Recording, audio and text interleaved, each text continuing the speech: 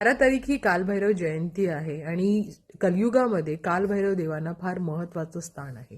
कालभैरव हे महादेवांचं रुद्ररूप मानलं जातं. उद्या 12 तारखेला कालभैरव जयंती असल्याकारणे काही गोष्टी जर तुम्ही केल्या तर नक्कीच तुमच्या आयुष्यामध्ये चांगले परिणाम तुम्हाला पाहायला मिळतील. जर तुमच्या आयुष्यामध्ये काही शत्रूंची बाधा वाटत असेल किंवा तुम्ही सतत आजारी पडत असाल, पत्रिकेमध्ये सुद्धा जर राहू शनी याचे वाईट परिणाम तुमच्या आयुष्यावर होत असतील, तरी हा उपाय जर तुम्ही केला तर नक्कीच आयुष्यामध्ये चांगल्या गोष्टी पाहायला मिळतील.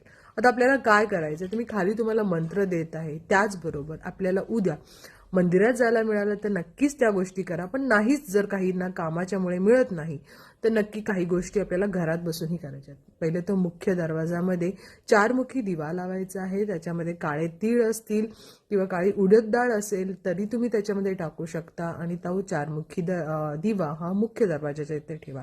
असाच दिवा हा तुम्ही कालभैरव मंदिरामध्ये सुद्धा ठेवू शकता देवाच्या पुढे. त्याचबरोबर काही गोष्टी ज्या आहेत ते मी खाली इथे देत आहे, त्याही गोष्टी तुम्ही मंदिरामध्ये देवाला देऊ शकता. महत्वाचं काय आहे, शांत बसणे, देवाची आराधना करणे, मंत्र करणे आणि त्याचं पूजा अर्चा व्यवस्थित करणे. तर या सगळ्या गोष्टी मी खाली देत आहे, त्या नक्की करा.